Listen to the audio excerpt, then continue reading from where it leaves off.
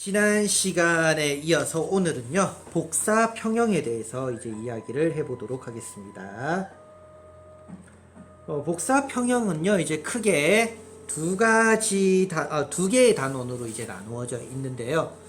오늘 하는 부분은 조금은 간단하게 복사 평형이 무엇인지에 대해서 알아보는 시간이라고 생각하면 조금은 간단할 것 같습니다. 그 전에 이제 이 단어에 대해서 알아봐야겠죠? 복사입니다.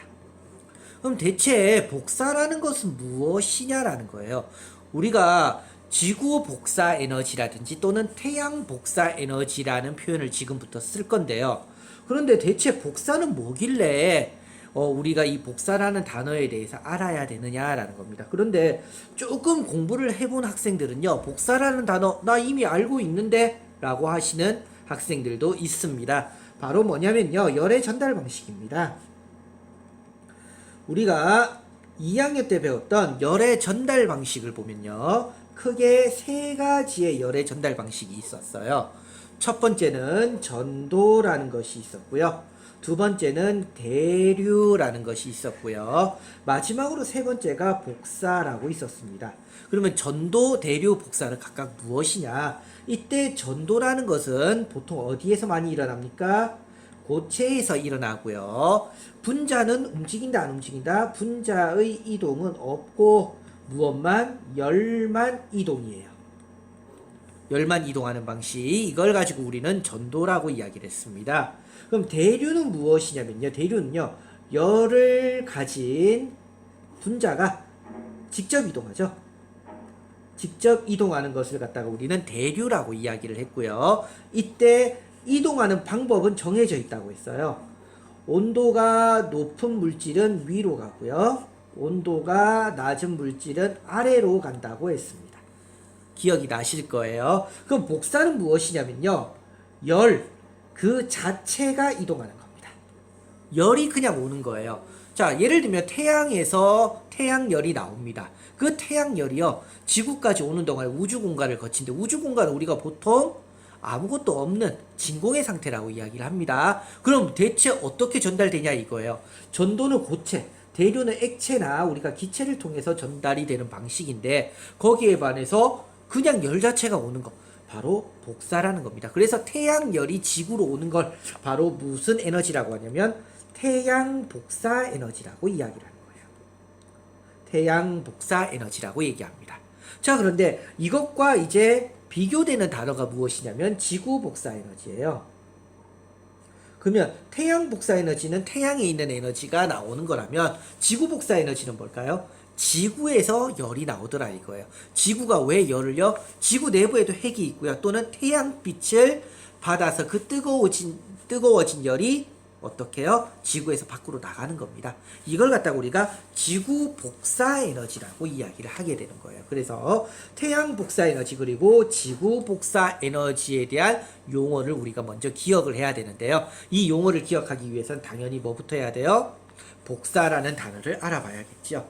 자, 그러면 이제 어떤 실험 장치가 나오냐면요, 이것을 보기 위해서 자, 실험 장치가 하나 나옵니다. 이 실험 장치는요, 생각보다 굉장히 많이 나오는 장치니까 꼭 기억을 해 두도록 합시다. 자, 그러면 다음과 같이 실험 장치가 들어갑니다. 자, 알루미늄 캔을 하나 준비할게요.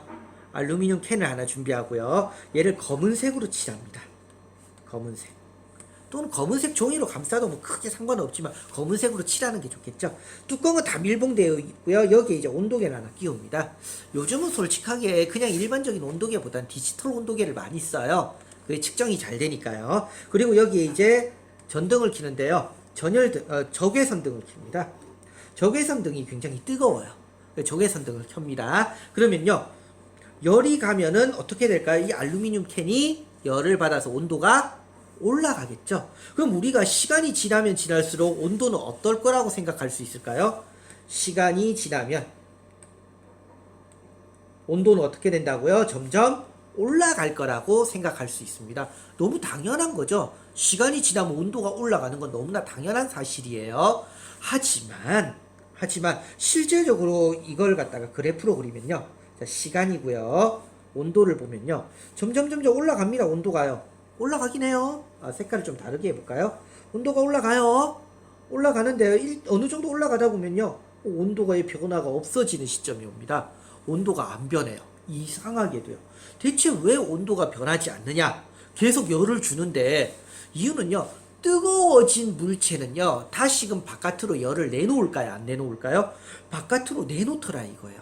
그러면 지금 이렇게 온도의 변화가 없는 시점은 뭘까요? 바로 이 알루미늄 캔이 받는 열 그리고 내보내는 열 이것이 어떻게 되는 시점일까요? 같아지기 때문이에요.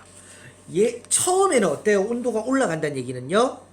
열을 받는 양과 내보내는 양 중에서 뭐가 더 많았는데 받는 열이 더 많았는데 시간이 지나면 지날수록 어떻게 된다고요? 받는 열과 나가는 열의 양이 같아지더라 이겁니다. 이렇게 같아지는 이러한 시점을 갖다 뭐라고 하냐면요. 복사평형이라고 이야기를 하게 되는 거예요. 복사평형.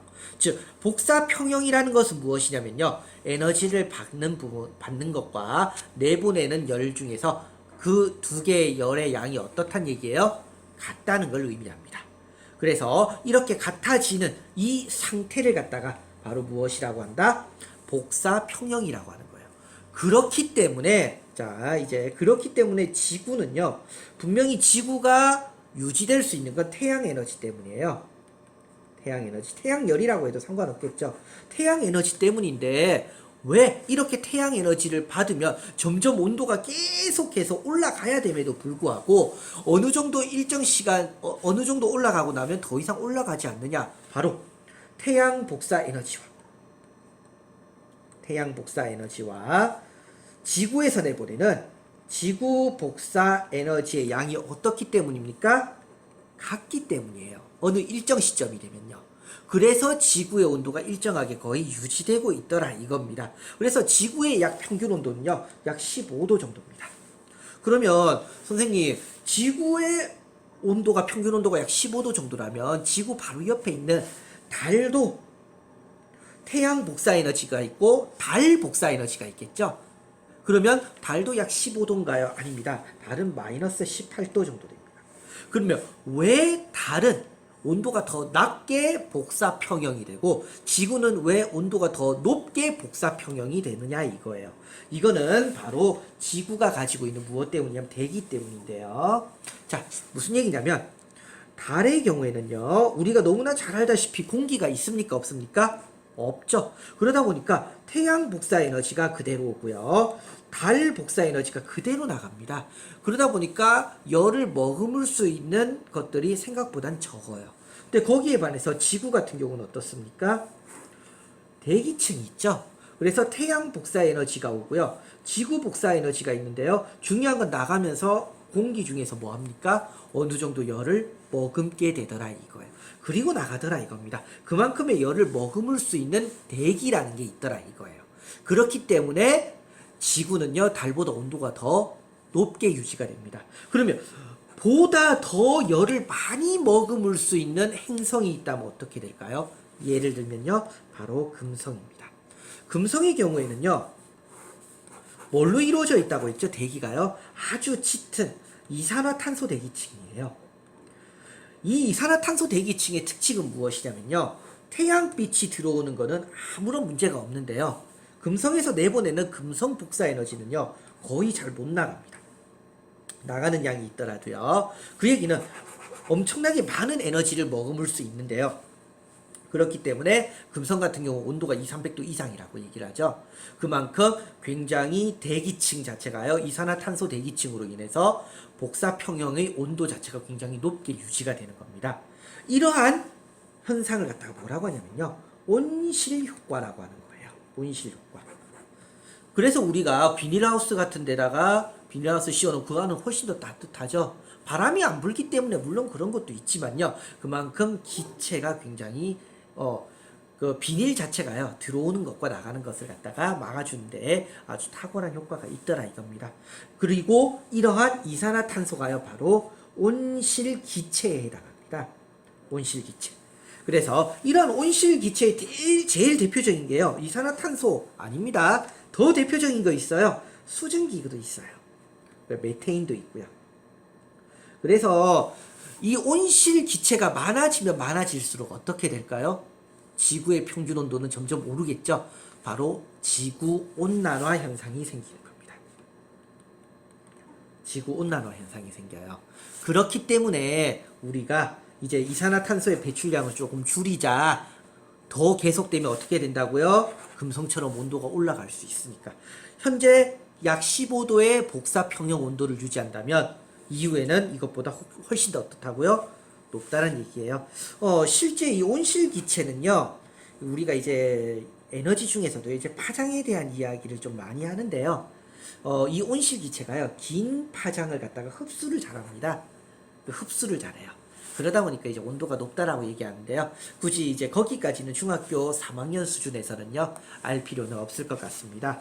자, 다음 시간에는요, 그러면 태양 복사 에너지가 들어오고 지구 복사 에너지가 나가는 데 있어서 어떠한 일들이 일어나는지, 얼마만큼의 퍼센테이지로 흡수가 되고 나가는지에 대해서 한번 알아보도록 하겠습니다. 예, 오늘은 여기까지입니다.